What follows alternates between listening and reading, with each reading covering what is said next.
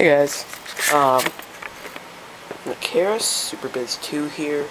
Sorry I haven't made a video in a while. This is a rig right here. Scythe Karma front panel, an LG disk drive. Ooh, what's this for? Oh, pretty glad you asked. See, we've got an X5. Creative X5 Titanium Fatality Champion in there, hence the front panel. This is just a quick video, not the final video. We encountered a couple problems with BIOS and shit. That's why I see a shitty graphics card in there.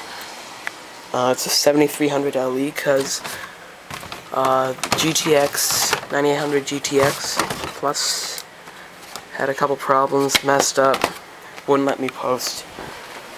So yeah, that's just the quick video, and more to come pretty soon.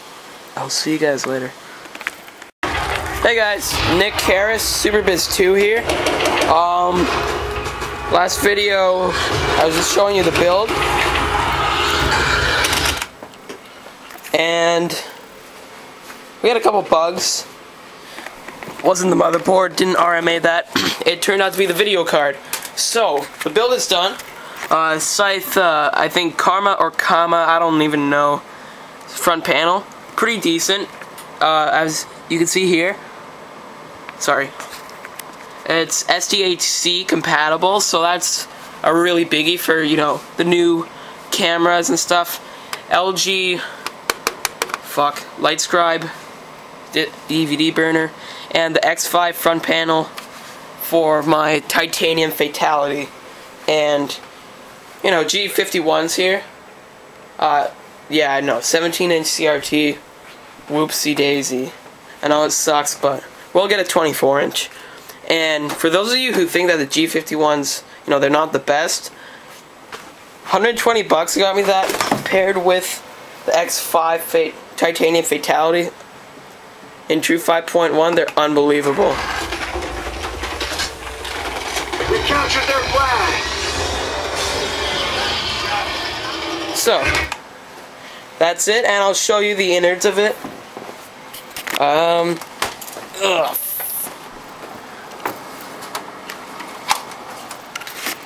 Alright. So we got the side panel fan. Hagen BZ1100.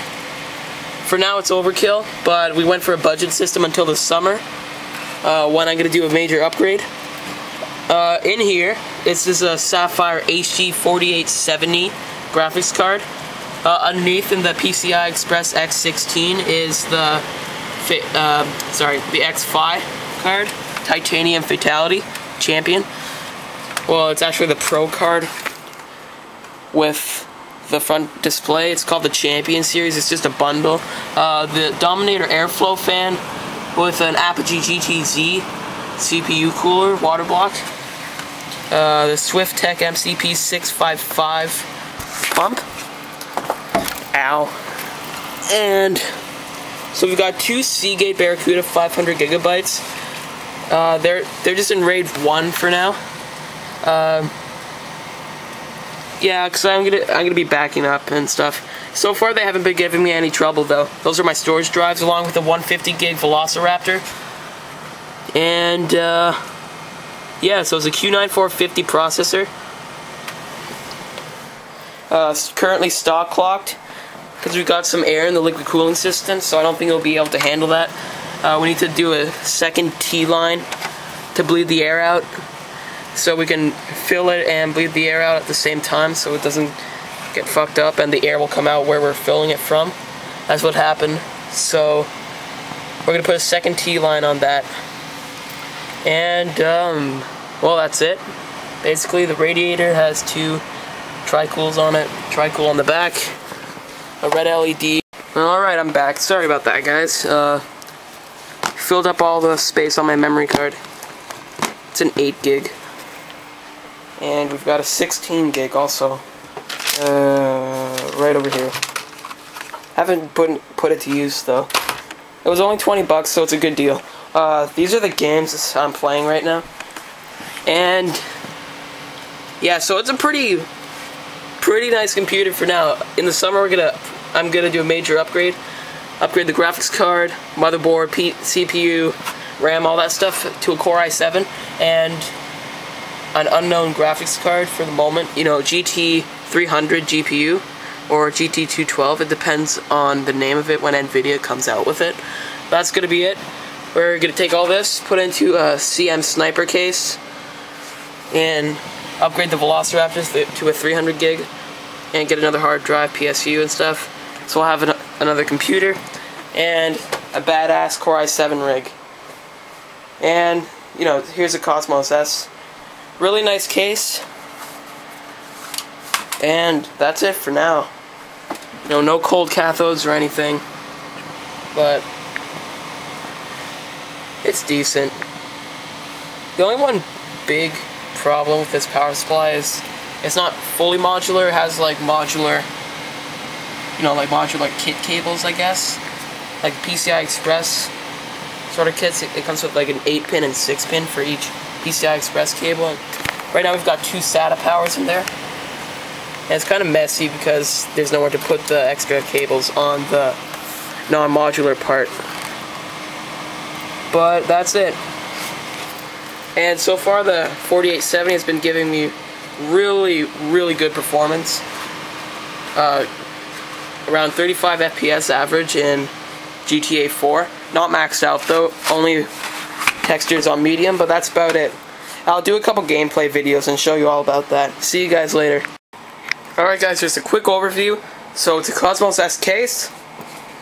Touch panel, front panel stuff, eSATA, Firewire, HD audio, which I don't use, USBs, and a touchpad power button, which is a real pain in the ass, especially with a cat, like Kool-Aid.